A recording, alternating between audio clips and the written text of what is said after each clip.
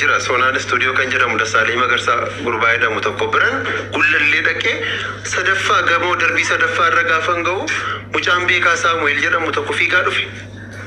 Kan Sonaa dhageessee dhuftee naan jedhe. Maal ta'e Sonaaniin jedhe. Sonaaniin boqotee naan jedhe.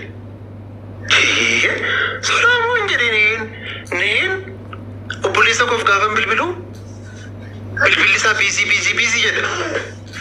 Ammas studio dhiiseen beekaan iddoon hojii dhufe dhiiseen fiigaan konkolaataa nam fiigee miti Paawuloosiin gaafa geenyu hiriyaan koo tokko jira dooktarri tokko. An beektaa nama akkas nama du'ee maal nan sodaadha beektaa akkas ilaaluu dhaga'uu nan sodaadha. Gaafa naqu ijoolleen bo'aa jiru.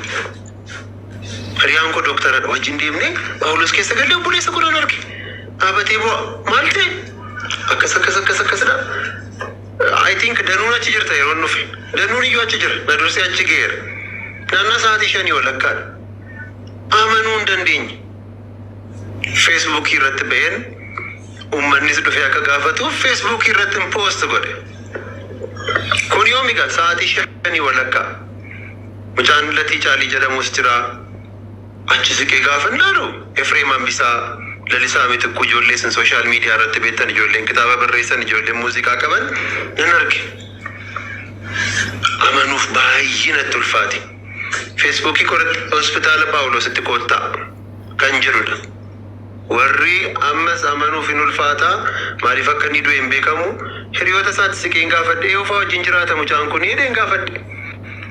Jennaan obboleettii isaa wajjin jiraataa jedhan obboleettii qaba moo hin jedhee gaafadhe. Obboleettii qabaa jedhan. Maal ta'e shaaworii keessatti kufe. Shaaworii keessatti kan kufu dargaggeessa jaarsa waggaa 70 seete shaaworii keessatti hin kufee kan jettee dubbattu gurbicha ija keessan ilaalee beekta. Eessa jiraattatiin jedheen Jamoo jedhe. Eeyyoodhas maqaan kee hin jedheen Iyyoob naan jedhe. Okay, akkasii Latiin jedheen. Amma mucaan kun boqoteera. As kan jirtan hundi keessan iddoo kana hin deeminaa. Maaliif akka inni du'e maal qorannoon itti hafuuf. At least saanduqa maal garuu qarshii nu barbaachisa miti. Baay'een keenya immoo akkaawuntii Feesbuukii qabna malee qarshii hin qabnu. Mucaan bal'aa jedhamu tokko qarshii sassaabuuf kanaan innoo hin jedheen isan beeku waan ta'eef. Ilaameen jedheen amma gadhanni kooyyuu nu hollachaa jira.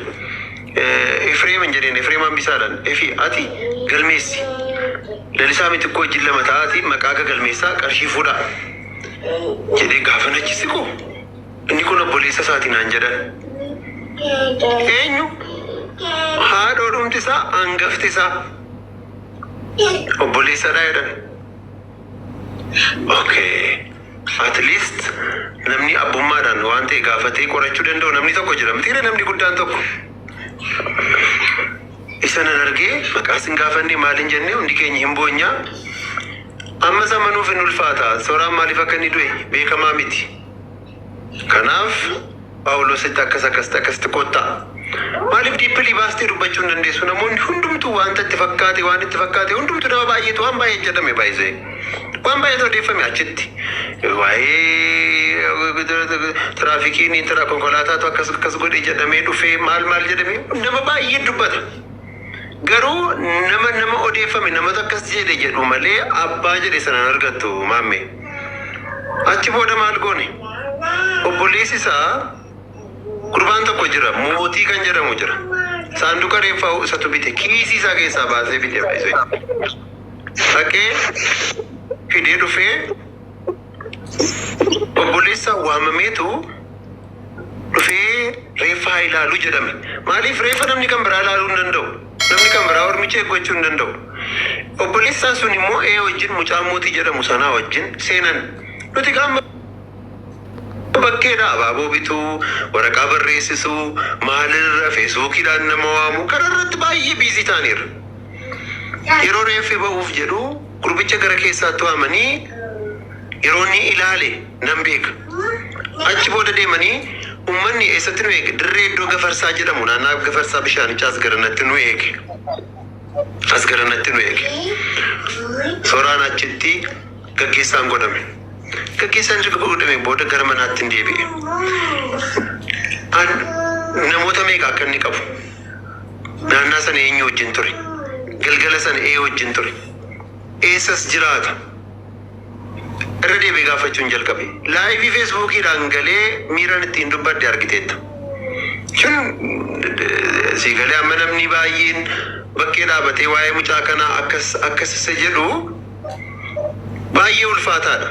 Akkaataan du'a isaa tokkoffaa shookingiidha beektaa. Nama tokko dhukkubsachiisaa yaalchisaa yoo si jalaa boqote si wayya takkaadhuma naasuudhaan fiiguu isaarra. Garuu buleesaa gaafanne egaa. Mucaa durbaa wajjin akka inni ture, eenyummaan mucatti eenyu akka ta'e, maal akka ta'e qoradhaa, gaafadhaa, fidaa kottaan jedheen. Ammayyuu ani gurbaan fira hin qabuutti hin beekan amma beektaa. Bakka fira hin qabuu nama isaaf dubbatu wayi waan qabu wayi hin fakkaatu. Akka kanaatti kan yaadnus amma sa'aatii kanaatti amma akka kanaatti yaadna baay'isee. Garuu gurbaan obbolaas namoota isaa olii namoota gurguddoo obbolaa qaba. Sigalee obbolaa qaba. Ani feesbuukii galgala isaa achi booda suuraan akka inni itti du'e nutti himaa maal kan jedhu namoonni hin gaafatu. Akka inni itti du'e nam tokko kan itti siqu hiriyoota isaa warra wajjin jiraatu sanatu at least hinti isaantu kennuu danda'a. Lammaffaa ragaa mana yaalaa fi qorannoo seerri jedhudha. Dhumarratti ammas sababii kanaa ta'e jettee sobuurraa akkaawuntiin banamee gargaarsaa sassaabamu jedhame. Akkaawuntii eenyutu banamaa? Eeyyot sa'aatii kanatti akkaawuntii namaa maaliif godhamaa kan jedhuun daqiiqaa muraasa booda haasa'ame. Namni wayii naa bilbiluma koorratti naa bilbilee baay'ee ulfaadhu. Akkasumaan kabajaan iyyuu baga wal gaggeessitanii akkasidha waan meeqa erga haasa'e booda akkaawuntiin harmee isaatii banameera naan jedhe. Akkas adde eenyu gammadaa Tafarraa Gammadaadha. Abazzeema akkas jedha. Akkaawuntiin kanuma harmee isaatiidha daraa keessan qilleensarra oolchaa kan jedhuun nufi. Achi akkaawuntii sana fuudheen feesbuukiirra akkaawuntii kan biraan hin barbaachisu amanamummaa qaba waan ta'eef. Daayirektii qarshii fi namichi qarshiin ergamuuf wal argachuu qaba jedhee waa'ee namanuuf utuma maqaa keetiin akkaawuntiin horii banamu otoo jedhame iyyuu ani hin fudhadhu waliin galu waan ta'eef daayirektii kan harmee isaa irratti banamee dhabnaan oolmaaf jireenyi isaa akkamii? Intalli sun eenyudha? Hariiroo isaan intala sana wajjin qabanoo maal fakkaata? Sa'aatiin eeqatti immoo deeme. Eenyutu bilbilee deeme? Isatu bilbilee deeme moo bu'aame immoo isheetu bilbilee fi kan jedhu qorannoo ulfaataa barbaada. Amma namoonni warri kaan qaamaan dhaqanii waan tokko gaafachuu danda'u. Mucaa sana amma intalli sun mana hidhaa jirti nuun jedhan malee dhattee arguudhaa fi ati eenyudha jedhamta. Aleeksi kaaseera. Baay'ee callistee dhattee gaafachuu hin dandeessu.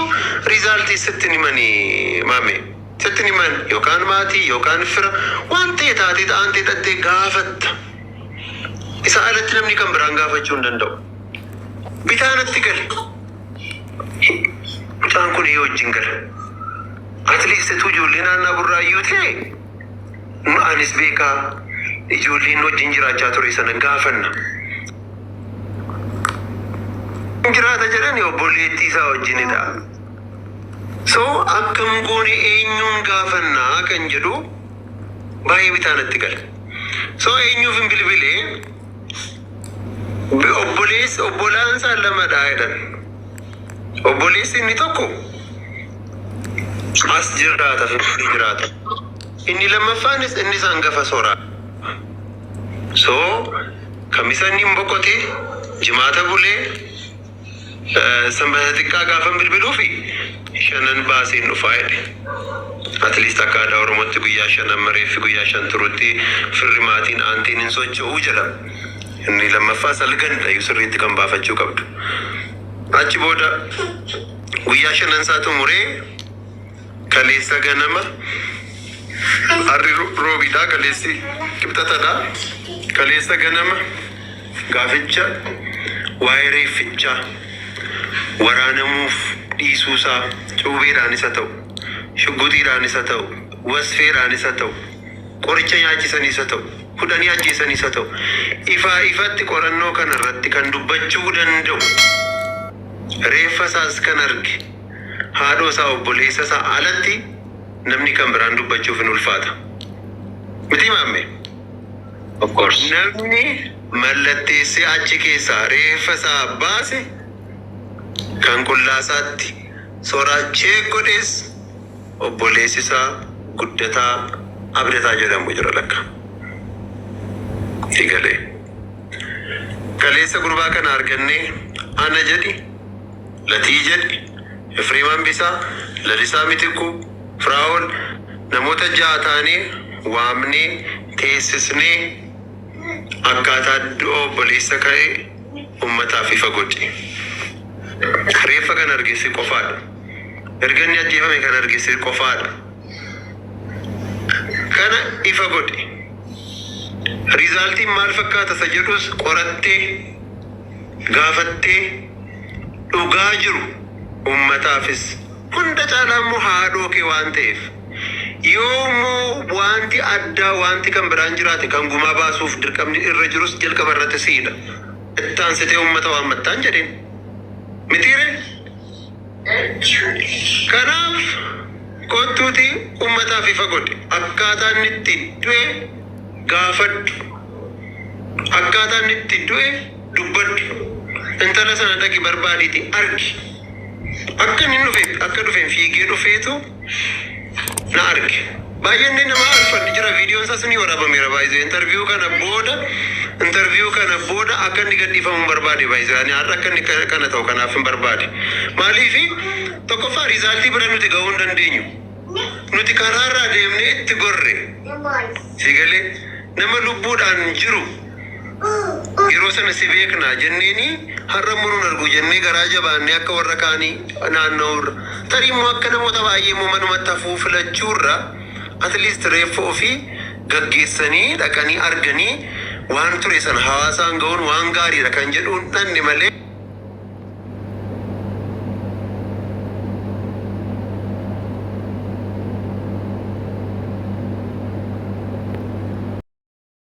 Waan akkasiin nama mudataa waan jedhamu namni irraa eegallee hin jiru jechuudha. Kan nuyi beeknu hojiiwwan gurguddaa inni of harkaa qabu sana nu bukkeedhaan hin gaalaata akkasidhaa jennee eegaa jirra jechuudha. Kanaaf jibbi dhuunfaallee hin jiru, hiriyaan inni dhaqee ittiin hoteela wajjin taa'ullee hin jiru.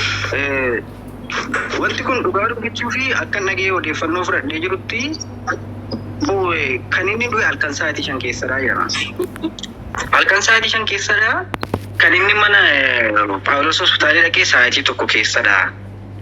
Namni lafa soraan hiriyaasaas ta'u maal keessa namni iddoon itti du'e itti dhaqee argee hin jiru. Inni kaan mana siree jira, inni kaan kutaa shaaworii keessa jira, inni kaan hoteela keessa. Namni kana qabatamaatti arge amma yoo ganaa qaamni seeraa ilaalee waan fidudha malee. Kana namni bukkee geesse hin jiru. Namni asittis achittis arges hin jiru. Poolisiin isa geesse makiinaa dheennaan karaarraa qabee fidee jedhan. Inni Paawulos hospitaalii geesse makiinaa tureennaan karaarraa fidee dhufee as kaa'ee deemee jedhan. Innaa reeffa haqee kan inni achi geesse jechuudha. Eegasii poolisii sanatti bilbilanii gaafa jedhanii poolisiin sun bilbilli isaallee waamu bilbila cufatee badee jira jedhama. Poolisiin achitti reeffa soraa geesse jechuudha. Achuma keessa dooktarii tokkotti nama beeku wayii quunnamee mee Paawulos hospitaalii keessa nama jiru gaafadhu nama jiru wayii gaafadhu yeroo inni qoratamaa jiru kana jennaan eesheree dhaqee isaan bukkee ga'ee jechuudha. Isaan bukkee ga'ee bilbila cufate bilbila kaasuullee dide. Itti deebisa miila bilbilamee jechuudha. Achuma keessas wanti gaariin tokko wanti argame wanti dhugaan qabatamaa hin jiru. Mana intiraan sana keessaa jechuudha. Namoonni illee akka isa iyyuu ilaalle irraa turani. Eenyutu waame gaaffii akkas jedhamu suni hiriyaa namatu bilbileedha. Soraa chiikittiin illee hin waamne akka nageette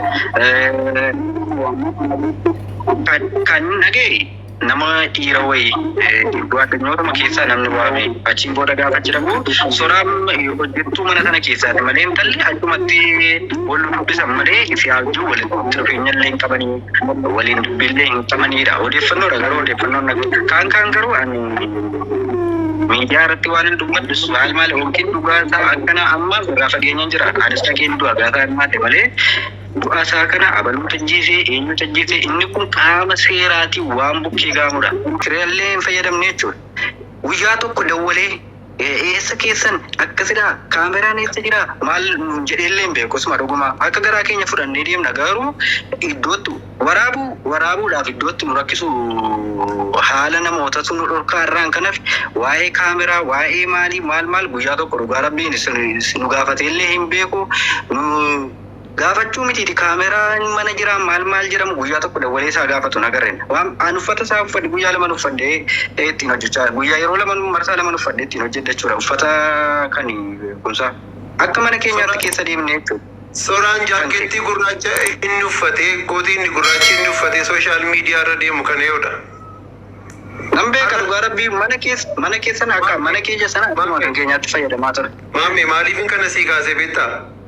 Hamma irratti dubbadheen beeku beektaan. Hamma irratti maddeen beeku. Danuunis soraanis hundi isaanii hamma irratti birri 100 tuun kaffaliin kaameraa meeshaa maarka 42 kunoo gaboonsaan jira gatiisaa beeka. Birri 1 tuun kaffaliin amma lubbuun jirutti kiraayii manaa tuun kaffaliin sabee namni Oromoonii lubbuudhaan ituu jiru inni mannu beektaa maal godha aartii jechuun of kennuudha. Kennuu caalaa of kennuu gaafata. Sigalee mucaa kana yeroo inni lubbuudhaan jirus deeggarreerra achirraan sii jalqaba. Ijoolleen biyyaa waliin iyyafattanii waliin deeggartanii isa jedheefin siin jedhe. Kaameraa tokkoonsaa guyyaatti birrii 500 kireeffama tokkoonsaa lamaansaa gaafa ga'u dhiifama yaadate akka namoonni gara faallaatti hubanneef waan tokkoon jedhaa dhiifama nama miidiyaa kanatti jarjara beektee waan tokkoon isaatti jedhee fidee obboleewwan kiyya amma inni asirratti jechuu kan barbaadee fi laayifii yookaan hariiroo isaan qaban asirratti paablikii irratti dubbachuu barbaade osoo hin taane gaafa jirtan waliif yaadda waliin qabtan waan jettanii fi ani obsiin deebi'aa lidataatti gaaf tokko dhufee na arge kumsaa akkasidha hojjechuu nan barbaada nama na gargaaru garuu hin qabu hin beeku nan lafattis argee hin beeku waan tokko irratti argee hin beeku dhufee firoodhuma wajjin hojii hojjenna bakka maaloo jennaan as galagalee obboleessi koo maaloo bakka anuma wajjin hojjetu koomedii tokko hojjennee yuutuubii irratti gadhiisnaa jedhanii achumaan isaan achi jiraatu ani iddoo kan biraan jiraadha. Gaaf tokko milishaatu qabee jedhan. Milishaan qabee isinin egaa mala kaameraa qabattee Oromiyaa keessa deemuun baay'ee ulfaataadha baay'ee. Baay'ee ulfaataadha waraabbiif manaa ba'uun dhiphina isaa rabbi akkasitti hin fidiin. Gaaficha maal godhee naa bilbile obboleessi koo 4 ta'anii hidhamanii danuu beekuu dandeessa. 4 ta'anii hidhamanii galagalee naa bilbilanii har'a qabamuu keenyadhaa jedhan. Qabamuu keenyadhaa jennaan maal taatanii jedheen. Keessattuu soraadhaanii si beekaa waan hin tattaanii hojjeta taanaan of eeggadhu jedheema darbe. Sa'aatii 3-4 hidhamanii ka'anii of buruma tursuudha poolisootaan akkas tursaniidhuma hin gadhiisanii soraan kanumaan gadhiiseetu jamootti galee jedhan. Ani jamoo galee wajjin akka inni jiraatu danuu amma dubbate. Si galeera. Soraan ergasii immoo guyyaa tokko giddu gala aadaa Oromootti immoo fagootti argeera. Tootaalii kanaafan guyyaa 4 jedhee malee meebii guyyaan lafatti argee guyyaa 3 yookaan amma kana ta'uu danda'a. Teengadda immoo torbeen keenyi boriidha amma kamisa boriidha. Waa'ee iddoo isaatti sii deebi'uu fi an galgala isaas namni dhagee hin jiru ganama sa'aatii 5 walakkaa yeroo ta'u istuudiyoo